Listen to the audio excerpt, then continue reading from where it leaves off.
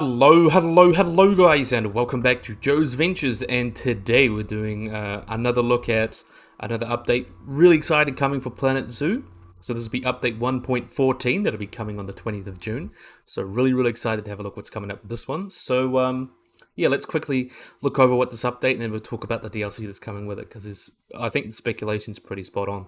So hey yo, zookeepers! So, summer is fast approaching, and alongside the longer days and warmer nights, we'll also be bringing with it a new Planet Zoo update. So, free update 1.14 will be making its way to you on the 20th of June. That rhymes. And keep reading to find exactly what's coming your way.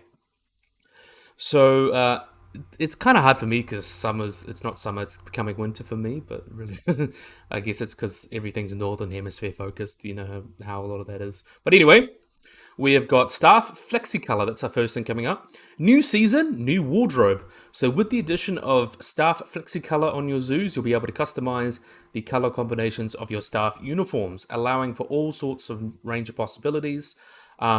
These options will allow you to create custom color schemes for your favorite members of staff through their individual info panel, or select different colorways for each staff type. The staff overview screen, so you can get it, and so you can get at a glance overview of what they are in your zoo. So the decision is yours. That's also a really nice little update. I like it because so many different parks around the world, they'll have different colored uniforms. It allows you, especially if you want to recreate a certain zoo, so like a zoo that maybe you work at or your local zoo. If you wanted to do that, you could kind of recreate the colors of the uniform to kind of make it look more like what they would have, which I think is really cool. And yeah, I think that's really cool because my local zoo, or the zoo that I'm at, quite a small zoo, but we have a blue uniform, like a dark blue. So I could probably put a dark blue in there and pretty much have my work uniform in there. So that's pretty cool. So yeah, we've also got next spitting behaviors. So this one's really nice. So guests might be in for a surprise next time they're a little too close to your habitats. Some animals will now exhibit spitting at guests as a new behavior. So they'll be able to spit through some of the fences, and you might be able to spot them attempting to spit through glass walls in their habitats. So this is something that you'll see a lot of camels. So both the Batran camel and the llama will be capable of spitting at your guests in game. So you'll want to keep an eye out to spot this behavior in action. So luckily, guests who experience spitting behaviors firsthand won't have their happiness impacted. How understanding. So I believe originally there was going to be a small impact in the happiness, but I think that's kind of weird. But it's kind of just dealing with animals. Like, a lot of people go to petting zoos and they'll have alpacas and llamas, and they're not, like, often not the nicest animals, to be honest, and they'll spit on people, but it's just part of the experience. It's going to the zoo. You know, it's something that you'll have a laugh about later. You could be like, oh, I remember this, and have a laugh about it. So I'm not sure why people would be so worried, unless you're like a Karen type. But hopefully Planet Zoo does not have any Karens, though I highly doubt there's going to be some Karens in zoos, as some people definitely know. There's kind of Karens in every walk of life. Anyway, we have Scenic camera mode coming up next. So lights, camera, action. So with the new Scenic camera mode, you'll be able to create smooth vista shots throughout your zoo.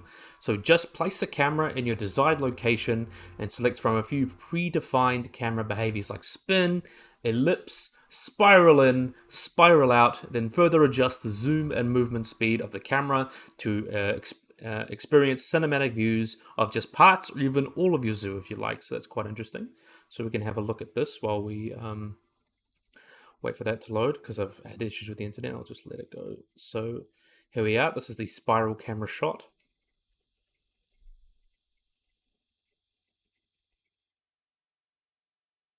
So you can see there, you can see the spiral speed here. Oh, I'll go back here. Let's pause it for a bit, but you can see the spin speed, you can go faster, and the zoom speed can be faster, and these like spiral out camera things. So that's allows a little bit more creativity, especially for those people that really like to create cinematics, so like YouTubers and things like that. So that'll be quite cool. And then we've got the cinematic route editor. So that's not all. For our nifty Planet Zoo community who love creating more intricate and compelling videos and views of your parks, we've created a new cinematic route editor. So this tool will put you into digital animation mode, allowing you to add specific keys and to any area of your park, and then can be connected and separated in sequence to create a unique defined path for the camera to transition through. So that's really, really cool. So pretty much giving you a path, you'll be able to control where your camera goes for cinematic views, which is really interesting. You can also add as many keyframes as you like, and each keyframe can be customized by changing camera position, rotation, focus, zoom, or cutting directly to the next keyframe. So there are some root settings. There's also some root settings you can add once you've created your keyframe animation. That includes hiding UI once your root is played, looping the root for changing the speed of the animation as a whole, is things like that. So, and it is a truly dynamic way to show off all your hard work. So, in the world, you can show it off to the world and make sure you have a play around with it. So, I think that's something really interesting. I think a lot of YouTubers will get a benefit out of that. Even just a lot of people generally playing. They might want to do like a really cool cinematic. Like they say, "Hey, mum, I want to show you the zoo I made," and then you'll be able to show them the cinematic, and it's real pretty and things like that, and it'll be quite cool. I really like that. So yeah, that's another really cool update. And you will have access to both these new modes in the camera modes button in your UI, and you have create and roots you have created will be unique to the space you initially created them with. So you can't wait to see what you do with those. So that'll be really cool. I'd really love to see how YouTubers will do that. But anyway, there's always these exciting new features that come along with a range of fixes and quality life improvements, as you'll see the patch notes after release. So there'll be some updates and cool things that'll be coming. So this is kind of just the highlights. And there's definitely more news coming for you, so keep your eyes peeled. Make sure you join us later today for a special live stream. We'll be taking a close look at everything coming your way for update 1.14. So cool, that's already been done. But considering the spitting behavior, which is going to be for the Camelids, and all the deserty themed things, I think most likely this is going to be a desert pack, and most likely an animal pack. So a desert animal pack, because I think the desert theme has been quite well represented across the kind of whole DLCs and the base game. It's been quite well represented. So we're getting an animal pack, and people do love the animal packs. So that means about 8 or so animals, maybe up to 12 if we get a lot of extra cool walkthrough habitat animals or walkthrough exhibit animals. That'd be quite cool.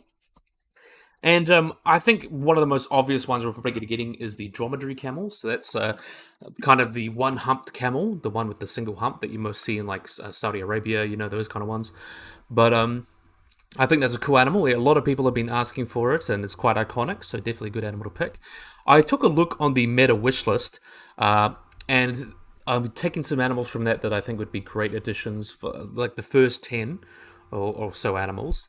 These will be animals that can be found in deserts and would definitely be quite good picks. So from the meta wish list, we've got the first one, which is second on the wish list. We've got the African crested porcupine.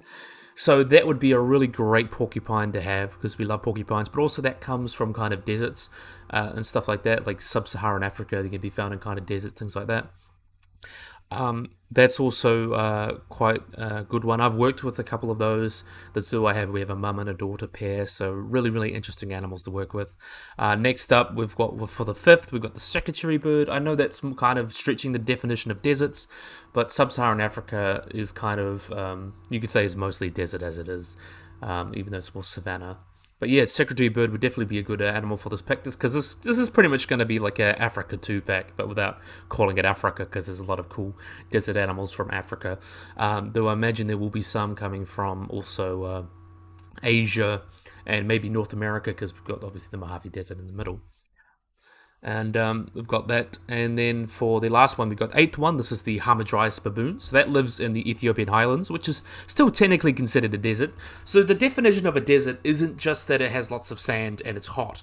Deserts are technically things that it's like the threshold for being a desert is you have under a certain amount of rainfall per year. So basically any place that gets less rainfall than that threshold is considered desert. That's why Antarctica is technically considered a desert. So we could actually get some, if they're going to play with that definition a bit, we may actually get some animals from the Arctic, like another penguin or a seal or something. So I highly doubt that would still be really, really cool if they wanted to surprise me a bit and be like, oh, this is actually, we're going to go by the pure definition of a desert. So that would be really cool. So most likely desert. But I will have to say, I'm going to be away for that week. I'm going to be going up to the university campus. Because part of my course, I have to go up for 3 1-week blocks during the year to do some stuff up there for my course. This is my zookeeping course, which I'm really enjoying and doing quite well in, so I'm really enjoying that. But I won't be able to cover this as it comes out because it obviously just comes out at the wrong time. But I will definitely cover it pretty much the moment I get back, and I'll have a video up for you guys because this is going to be something I'm really excited to go through a lot of these animals because a lot of them are going to be quite cool. But yeah, we've also got, in terms of updates, we've got the Jurassic Park 30th anniversary update for Jurassic World Evolution 2 coming, and then probably another DLC either this month or next month. That's going to be a story DLC. So I know the channel's been a little bit slow lately, but we're definitely going to have a lot of cool things coming our way in the next couple months, and especially with some more mods things coming around. I'm really excited to go through a lot of those. So yeah, enough of a little PSA gone and all that, but yeah, I really hope you guys have enjoyed this video. Hope you guys like and subscribe. Always remember to hit the little bell icon to get notified about anything. So yeah, if you guys enjoyed this video, hope you guys like and subscribe, and bye-bye.